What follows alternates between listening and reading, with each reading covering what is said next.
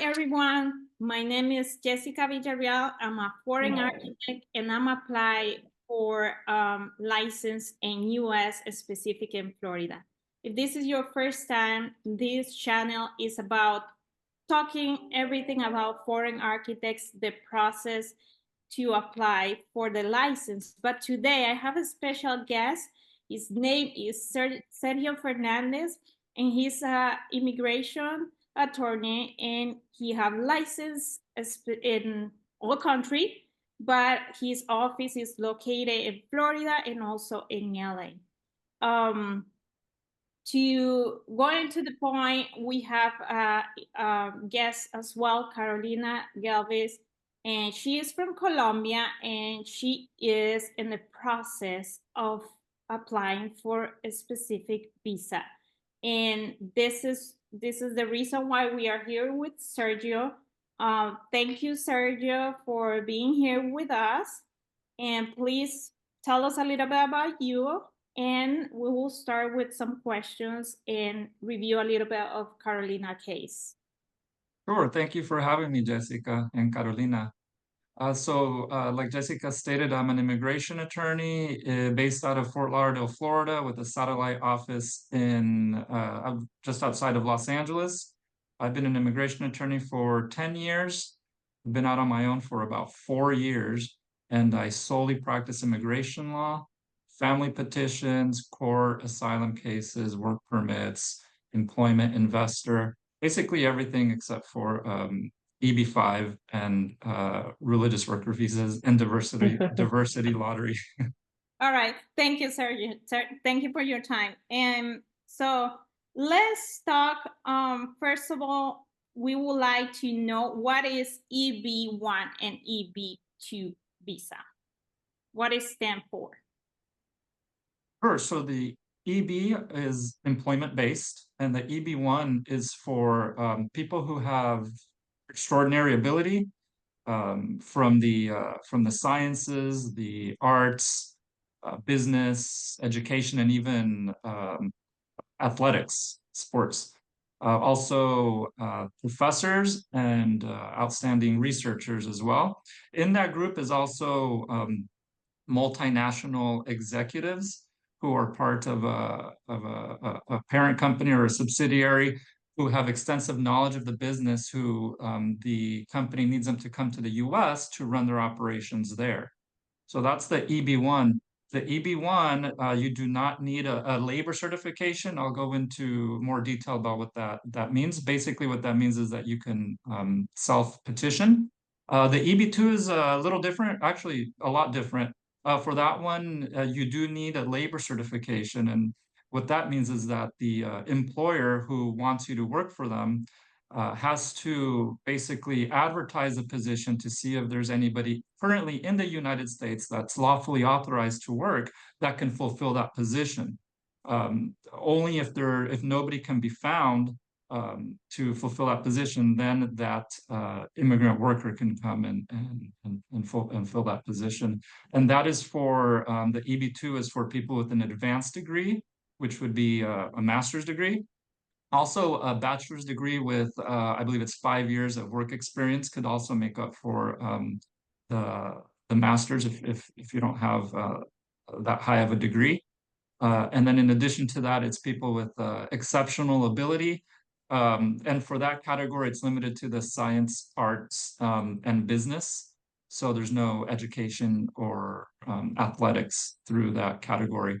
The difference between exceptional ability, I get this question a lot, and extraordinary ability. Unfortunately, some people are, everybody wants to be extraordinary, and I'm sure many people are, but for immigration purposes, there's a distinct difference there.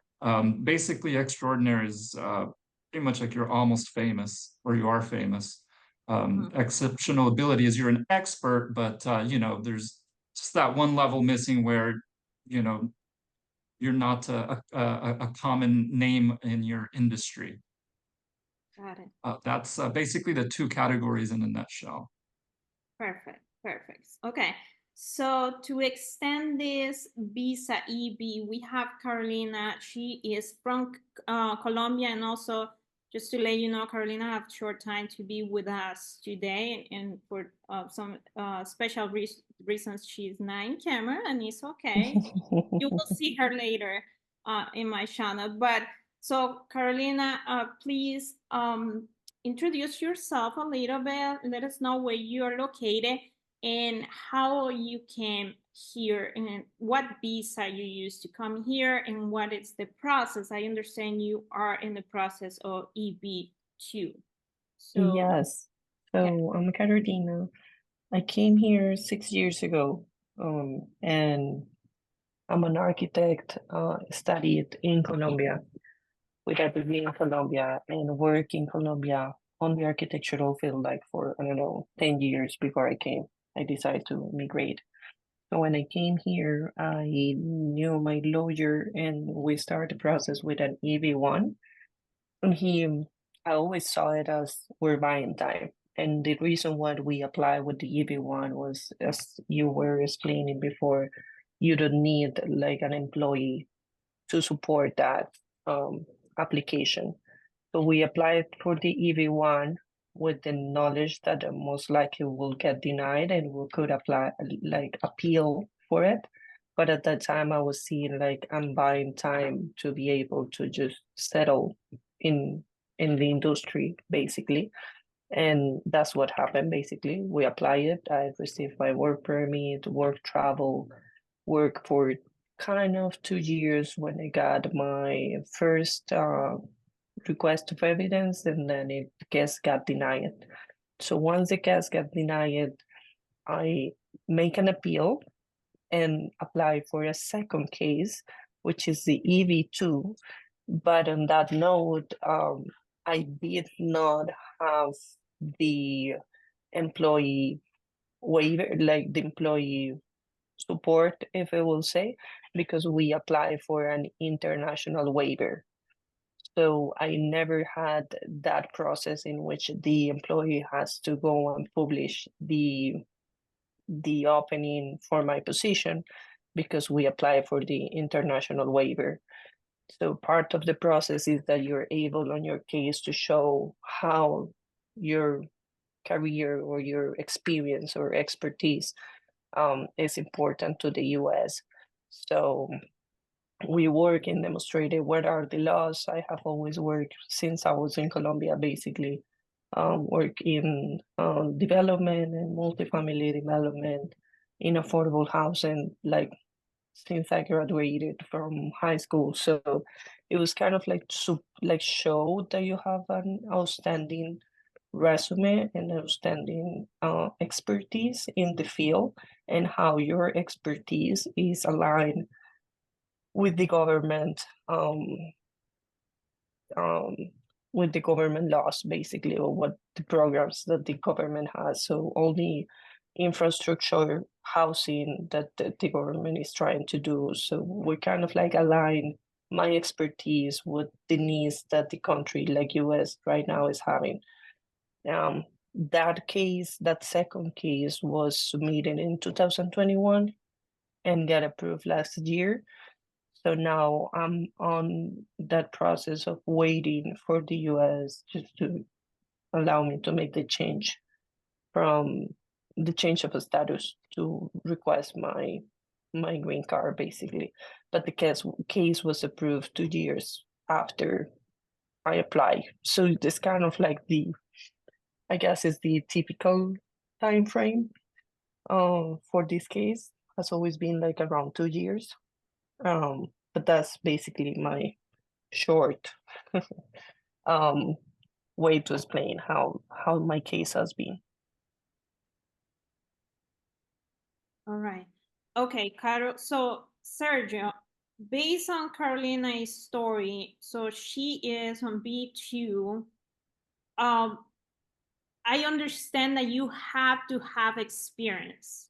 Yes, you have to show that you have knowledge. So you cannot just graduate from bachelor degree and just apply to it. There's certain requirements that the visa has, and one of those, even as Sergio was saying, you don't need to be messy put an example, like an extraordinary in your field, you do need to show that you have certain expertise. Because I was asking for a waiver, so I was asking, you're basically demonstrating that no one in the US can do that work, to put it in a short sentence. So you have to demonstrate that you have an expertise in certain area. So that can be accomplished either with your bachelor degree or if you have many degrees, so bachelor, master, PhD, stuff like that, or with your experience. Okay, based on my conversation so far with Sergio and Carolina, is if you are interested to apply as an architect, do not waste your time pretend to come here and start working here. If this is the visa you want to apply for, as you can hear, you need to demonstrate that you have experience in your field. So this is one of the takeout. Start working if the plan is to come and be an architect in US. Yes, and for the national interest waiver, yeah, you need to show not only that you're exceptional, but that you can provide something that's of national importance to the United States that nobody is currently doing at the time. So I'm curious, Carolina, and first of all, congratulations on the approval. That must be very Thank you. exciting for you. Oh my God, Um, I will say that the only thing that this process is, whatever process you're doing, is that there's a lot of frustration in the process. yeah, you need a So lot of patience. yes, yes. So So I it's have like finally. one question. So there's this thing called the premium processing. Are you aware of that? So that the petition is expedited. Instead of taking months, it takes 2 to 3 weeks. I have heard of it, and we discussed that with my lawyer, and it's like, sure, you can apply it. At that point when we talk about it, it was like, let's wait, because so UCIS should have like 6 months to reply to it, which those six to my change of status, and that 6 months were due on April this year. And then I've been having like so many things happening in my life that I'm like, I'm just gonna give them time. And when I'm off of my craziness in this moment, um, I'll reach out for that. But at the moment, I'm kind of like, let's see what happens, because I do know there is like an overload of cases on UCIS. Okay, I'm gonna stop here, and I will talk a little bit about weight and be worried about what happened behind the scenes. Like she mentioned it, I know it's a lot of weight, I know it's a lot of people, and this is about mindset that we all in life, and I'm talking like as a health coach right now, because I'm a health coach too, in case you don't know. Everything in life is so challenge, and if it's easy process, everybody going to do it, right? Same as an exercise. If it's easy to go to the gym at 5 in the morning, everybody going to do it. Same thing here. Why she is so worried about how much time she have to wait, she just holding and see what happens. No, and I'm jump here to tell you, do not expecting anything from anybody or for anything. It's just about follow. And the attitude here is, no, I'm going to follow that. I'm going to check with my lawyer. Why is this taking so long? And push, because it's for your benefits. Nobody cares about your process. Even really like, I mean, I don't know, it's so difficult to explain, but what I'm saying here is, do not wasting time. All this process and even the license process, and I'm telling you because I'm wasting 10 years of not have this license. What that means, when I came to US on 2013, I should be able and ready to apply for license. By now, I should have it. but I don't, because I was waiting. I'm like, no, maybe next year. I didn't know about the experience process that you have to fill out in NCARB, all this. So I waste 10 years. Do not waste your time. Making sure you are in the process, investigate it, take time, review it with somebody knows more than you know, and you will get to that point. So I receive, for example, I apply for my work permit renewal, and you know that it's usually like 1 or 2 years.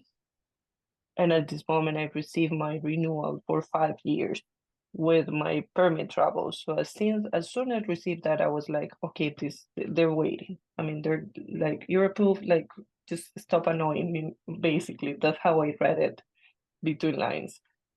So I'm like, I for now I have what I need. I do need to push that. So I'm trying to just give time this year and see what happens next year and maybe apply for an expedite. When you received the approval of the I-140, were you still under lawful non-immigrant status Yes. in the US? Okay. Yeah. And then did you apply for your green card, the I-485? No, that's the one that I haven't been able to apply yet. Okay. Why not? Well, the lawyer told me we need to wait for a letter of them requesting evidence for me to take the exams and all those stuff. Okay, because so you have the lawful entry into the United States under the B2 visitor, and which was still active when you received the I-140 approval. So I'm curious why the I-485 wasn't submitted then, because I don't know if you know about the Visa Bulletin Yes. that you check. Yeah, so you check the Visa Bulletin to see if your priority date is current. In other words, so you can apply for the green card. If you go on the Visa Bulletin now, under the EB1 category, it shows that for your country, it shows a C, which means current, which means there's no wait time, which means that you can submit your I-485. Hmm. For everybody else, so they know what we're talking about here, kind of jumped ahead there. The Visa Bulletin, it's a public website you go to. The visas are limited in number every year. However, if they're current, if they're up to date on visas, in other words, there isn't a backlog, then if you're eligible to apply for your green card, then you can do so without having to wait in line, basically. So for August 2024, which I'm looking at it now, it shows for the EB1 employment-based preference category, it shows for all countries except China and India, USCIS is current. So I would need to maybe, I don't know, maybe there's something else in detail about your case that I'm not, that I don't know about, why your attorney hasn't been able to submit the I-485, and maybe we could discuss it further later when you have more time. Yeah. I'm curious why you haven't been able to apply. And so you obtained your work permit under My based on first work permit, change of my first status. well, I guess because every time that the work permit it has always been submitted like for a year or 2 years. So I have never let it expire basically. So when I submit the latest one in the waiting, I received the approval. So the latest one received the latest one that I received was after my case was already approved. That's why I'm reading it as they're giving me time so they can expedite other cases. I don't know. Would you happen to know the category that that you received it under? What do you mean? Okay, I'd like to take a look at your work permit. On your work permit, it actually shows an eligibility category, Let me see. Stuff I have because some normally pictures. You don't get a work permit based on a change of status application. Do you know if that was what was submitted, a change of status application? Oh yeah, you're asking me too many questions and I don't know how to Sorry. respond. It's Yeah. okay. Sorry, No, I sorry, should sorry. know these. I should know these stuff. And it's okay. And you know what? Carolina have to leave us soon, but this is great because I think it's a perfect example. Many of people, immigrants, are looking, have so many questions, and also maybe I can touch base with you, Sergio, when Carolina have to leave, but is the trust of the process is very overwhelmed. And I understand, Carolina, my process was totally different. It was not through EB1 or 2, but it's overwhelmed and it's expensive. So maybe we can talk about like how we can trust this process, how we can inform ourselves, or making sure to work with the right people. I will say something before I leave. Go ahead. And I have heard many people saying like, "Oh no, you can do this by yourself. It's just filling out a form with stuff like that." And sure, there's people like is really capable of doing those stuff. I'm on the side that I prefer to have someone to guide me because all these questions that we're talking with Sergio. So I do rely on the expertise of a lawyer. So I know it might be a little bit more expensive because you're paying them the expertise, but um, you're also saving a lot of headaches and hiccups on the process, which is already frustrating. So to whomever, just get really informed, and if you're able to afford a lawyer, please do it because there's like too many things that we don't know. And what I have heard the most is that people is not well informed. So every time that I talk about my case, everybody look at me like, "What are you talking? Like, is that possible?" So I feel it's just like do your research, but if you can afford and rely on a lawyer, I'll definitely recommend it because there is too many things that they are more aware of us. All right. Thank Just you. to do a little bit of advertisement on Sergio. Thank you. There's a very big difference between somebody that does this, every day, 5 days a week, and this is the only thing I do. I don't practice any other area of law, and somebody that, doesn't do this, as their Yes, career. So, yeah, but sorry, I'm really hope to connect with you later, Sergio. And I have to jump out of yes, another please meeting. give me a call. Yes. Thank you for your time, Carolina. Thank you, Okay, Carol. no, thank you guys. Bye. Bye-bye. All right, interesting, huh? I think it's one of Very interesting. millions cases. I have a question for you regarding Carolina. Maybe we can talk about general questions later. But why she is having separate like I don't know, apply forms? Like she have not the green card yet. I thought once you do this AB1 is the green card at the same time obtained, but she is not having that yet. So yeah, I don't know. Like I mentioned, I don't know the specifics of her case, but I'm very curious and a little concerned because once the I-140 is approved, she said she has the EB2 national interest waiver. Oh, let me check the. Oh, I was looking at EB1. That may have been my mistake. It was my mistake. But she said she received the approval 2 years ago. Yeah. So I was discussing EB1, but it's the EB2 national interest waiver. So if you look on the Visa Bulletin, if she filed her I-140 before March 15th of 2023, which she did, she said the approval was 2 years ago, Right. and she's from Colombia, then she can submit her I-485 application to adjust status, in other words, to get her green card.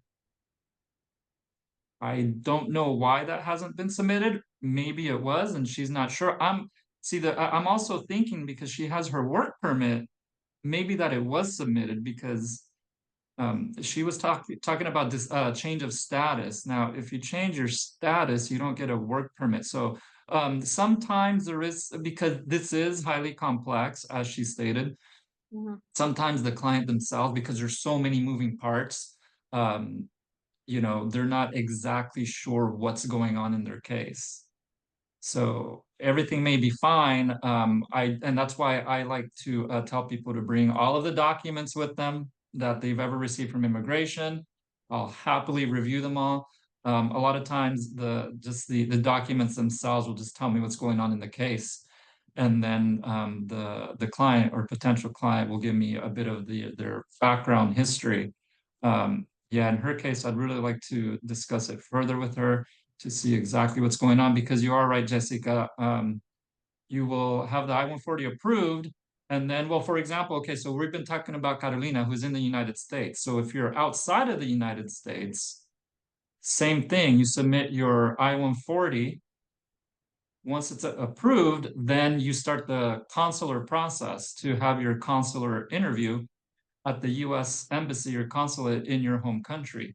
Now, that interview, just depending on the country and how backed up they are, could be a few months up to a year, possibly even longer.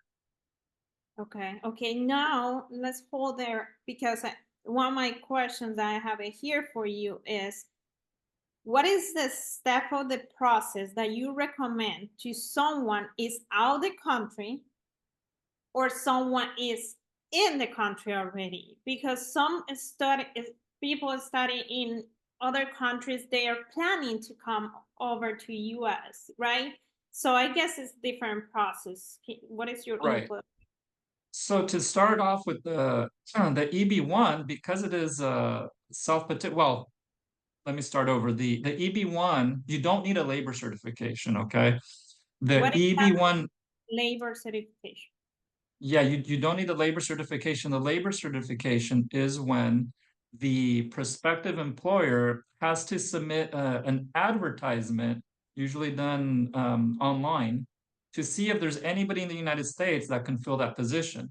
If somebody applies for the job, then the employer has to interview them to see if they are qualified, and or if they're not qualified. If they're not qualified, then you'll have to detail to the Department of Labor why they're not qualified.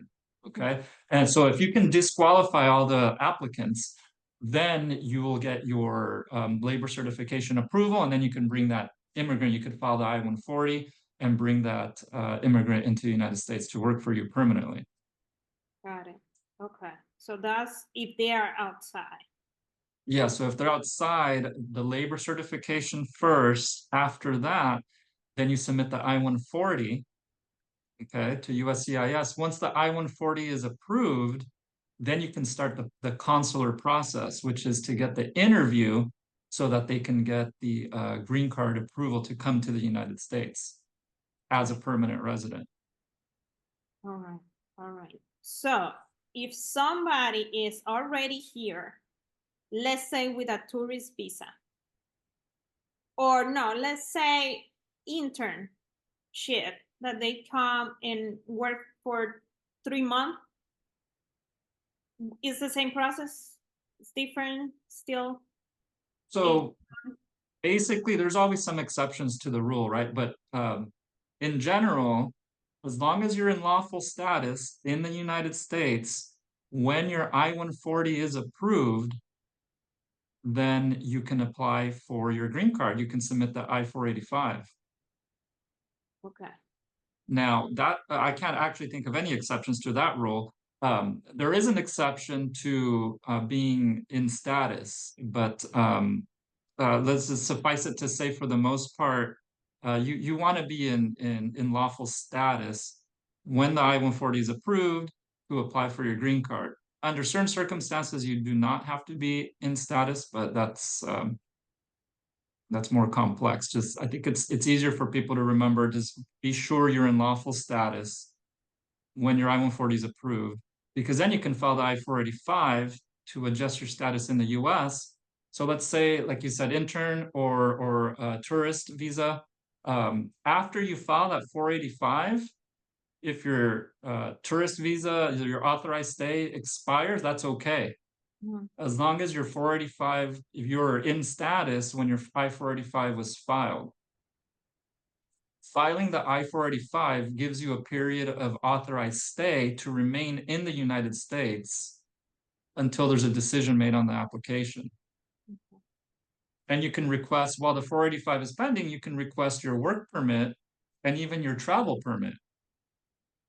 So you can leave and come back. Now, if you leave, and I've seen this before, if you leave the United States while your I-485 is pending, it's going to be considered abandoned.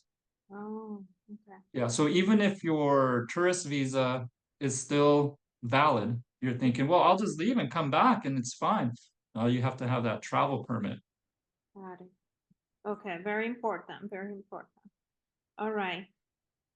Okay, my follow question is, what type of careers can apply to this visa?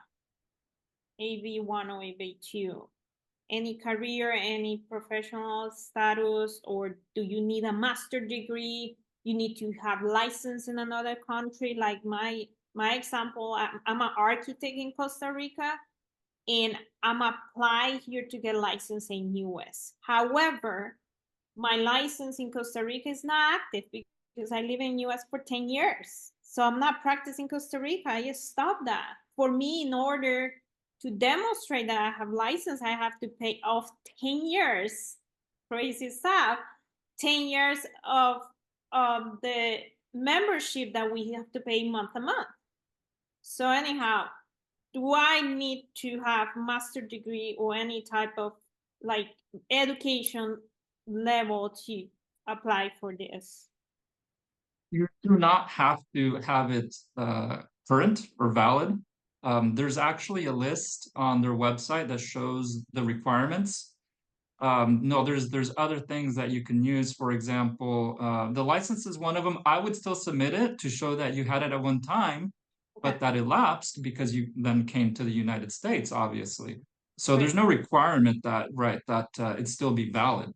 And on top of that, there's other ways to prove that. You can show, now this is under the EB2 for exceptional ability. There's, I believe, 3 of the, I don't know, there's like 10 categories. So one of them is the license. Another one is show that you commanded a high salary, okay, that you were paid more than the average architect in your country. If you received any awards or prizes, if you published any articles. So there's, and then it also says there's I believe in the last bullet point, it says other comparable evidence. So basically, whatever you have to show us that you have exceptional ability, go ahead and submit it to us, and we'll review it. Got it. Okay. You mentioned about to look at the internet. It's so much stuff. If I Google how to come apply visa, educational visa in US, it's so much website. Where is the website that we can trust and is legit for us to trust? Only one, okay? USCIS. If you want to look up anything, EB1, EB2, just Google USCIS, EB1 visa, EB2 visa, any visa, tourist visa, but make sure that it's the official USCIS.gov, because as you probably know, Jessica, there's also scammers out there that'll do like USCISimmigration.com to try to trick people. Make sure it's www.uscis.gov, and then the rest, whatever it is, but make sure it's the official USCIS. It's not exhaustive, of course. There's many other details that only somebody that does this for a living will know, but that'll get you started with the basic knowledge and understanding. Everything else, you need to contact an attorney. At least make a set of consultation, right, pay the fee, and you get more information, and then decide whether you want to continue doing it yourself. Like Carolina said you could do, but she doesn't recommend, because I think you'll quickly realize, especially for these EB categories, how complex they are. But at least before you make your the decision and the commitment to hire an attorney, you know what you're getting yourself involved in, but yeah, just USCIS only. Maybe Department of Labor also website. All right, perfect. I talk in my videos a lot about cost of process to get licensed in architecture. It's outstanding, like it's crazy, and I have interviewed other architects. It's a different cases. It costs money. And my intention is not to push anybody and like, oh no, this is too much money, I'm not make it up. If you really want it, you can have it. And if you're thinking about money, you will never move forward on that. So, Sergio, if you can give us an estimate. Well, first of all, I would like, based on costs, if you have experience with this visa before that we talk specific, because there's so many visas, people can reach you out to ask questions, but this is a specific case that you have an idea of the cost of this process. Oh yes, so yeah, so specific. I pulled up the EB1, EB2 because I think it would be a good idea since your channel is primarily for architects. I'll try to talk about that as much as possible. Right. So the cost, I think I'd mentioned before. So we'll start with the labor certification. Oh gosh, let's see, the filing fees there. So first you have to start with the prevailing wage determination. That there's no cost there. That basically tells the employer the minimum wage that they have to offer the architect. Okay, you just submit a document to the Department of Labor. Takes about, I don't know, 1.5 to 2.5 months. And that'll tell the employer the minimum wage that they have to pay that architect for that area. There's no cost for that. Once you have the prevailing wage determination, then you start the labor certification process where you advertise. There's no cost there either, not till you get to the I-140. I believe the I-140 is about $700 right now. They just changed everything in April, I believe. I think it's $700. And then I always recommend the premium processing. Like Carolina said, it took her many months to get the approval. With the premium processing, I think now it's all the way up to $2,800. What is that mean? The premium So process? process your case much faster in 2 weeks. Oh, that's the one you asked, and she didn't apply for that one. You didn't, Okay. right? I think More. right in her case, I guess she was saying that it was better for it to take longer. I'm not sure the circumstances, or who knows, but premium processing is 2,800, which usually all of my clients will pay for, and then the 700 for the I-140. So we're looking at 3,500. These are just the filing fees for USCIS. Once the I-140 is approved, then you can submit the I-485 if you're in the United States. And that's currently at, I believe, 1,440. So we're looking at about $5,000 in filing fees plus attorney fees.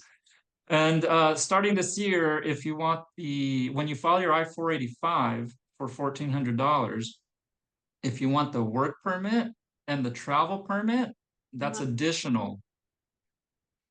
It used to be included in the same filing fee for the I-485, but now they're both separate fees. So most of my clients, they just don't pay it, because if the I-485 is gonna be approved in 6 months, Right. to 8 months, and the work permit is gonna take. Sometimes I've even seen the I-485 be approved before the work permit and the travel permit are approved. So then now you would have spent that money for nothing, because those documents become moot. Yep. And then you'll end up getting a decision in the mail from USCIS, a denial saying that you don't need it anymore because we issued your green card. Right. And they're expensive. I think they're like $600 or $700 each now. Okay.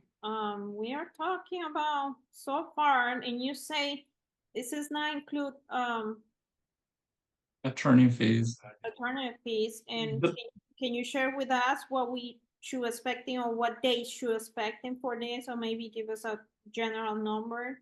Right. Every case is different, of course. Before I get to that, I did want to touch on the fees for consular processing, because that's a completely different process if somebody's outside of the United States. Oh, So once the I-140 is approved, then obviously you don't file the I-485 because you're not in the United States. You have to start the consular process. There's some filing fees there for one person. The filing fee, I believe, is about $400 to $500. And then you submit all of the documentation, you schedule your interview. The medical exam, there's another cost that's going to be anywhere between, oh, I don't know, $300 to $500. oh yeah. Now you're talking about that. Carolina mentioned it before. She had to go through medical tests, Right. vac vaccines. If Yeah. you Yeah. know, If you don't have, you have to take proof of your vaccinations. If you don't have the proof and you cannot obtain it, then they're going to have to give you the vaccinations. And then once you finally come into the United States, for them to mail you the actual green card, there's a fee for that also. I don't have it memorized. It's not substantial. I think it's something like $250, somewhere around there. Don't quote me though. And then as far as legal fees, oh, that I've heard it all. It could be anywhere for the entire process, in or out of the United States. It could be as low as 5,000 to as high as 20,000. Every case is different, and then it just depends on the attorney, the level of experience, right? their overhead. If it's a big firm, with many attorneys versus a smaller boutique firm like my own, Mhm. there's going to be a difference there too. For example, my firm is just myself and my paralegal. Okay. So you get that boutique level care and attention to your case. Big law firms, more overhead, more attorneys. You don't always have the same attorney working on your case. Right. Okay. Yeah, they makes I forget to ask Carlene about how much she spent. She will kill me if I mention it. But I think and it was scaring me because when she told me that number, I think she is so far 8,000 the whole process. I Oh, think that's it's not. Oh, estimate so far though. so Okay. far she's not done yet. So it's scaring me because I mean it's just surprised me a little bit. But again, it's a process. If you guys are really like into get this process done, do it right. And also like Sergio says, depends of the who you're working on, because a lawyer with experience or maybe too much experience, they are not taking care of your process as somebody is really like into these specific cases. I will like I don't know if you're going to dentist, don't go and check your arms, right? Like it Right. makes sense. Like it's immigration law. Just go specific with that, and also don't be afraid to. I don't have the money. I think always is ways to get it. Even though through work, I know the case in myself is working, pay the staff down, and yeah, and keep going with the options. Also, I know some of the nonprofit organizations for architects also they have this type of help somehow. I don't have anything right now. I would make sure to put in the list of some options that I have here about it. But okay, we're going to wrap this. I send.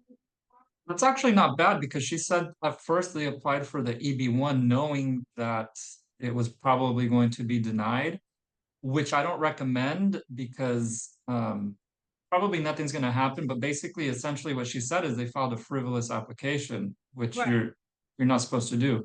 You can't file an application just to buy time or right, whatever. But that's a whole other story. The fact that she applied for the EB1 and then applied for the EB2, and not just any EB2, the national interest waiver, which takes a lot more time and effort for the attorney, and she paid that much.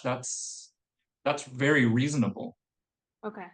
Okay, good to know. Good to know. Yeah. Be happy about it. And I'm pretty sure she have another question for you because she's changing the status, she get married and all that stuff. She wanna figure it out how she can put that stuff together, which is another other process, right? It's not just the educational, but also the yeah, so all that. Okay, Sergio, I think the last question I have for you is how people can reach you out.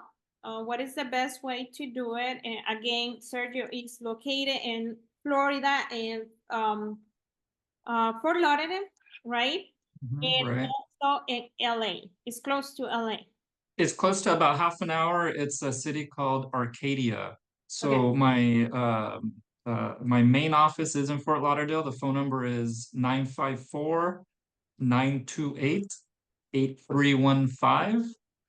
And if you're in the Los Angeles area, it is 626-841-6786. Or you can send me an email, Sergio, that's Sergio, at sergiolawfirm.com. Perfect. All right. All right. We will say goodbye for now. Thanks for joining. If you like this type of videos, please give it a thumbs up, follow us, and make comments because that's the way we can get to others that it might be interested in this type of the video. So thanks for enjoying us and thank you for your time, Sergio. It was a pleasure Of course, anytime. Thank you, Jessica. All right, bye-bye for now.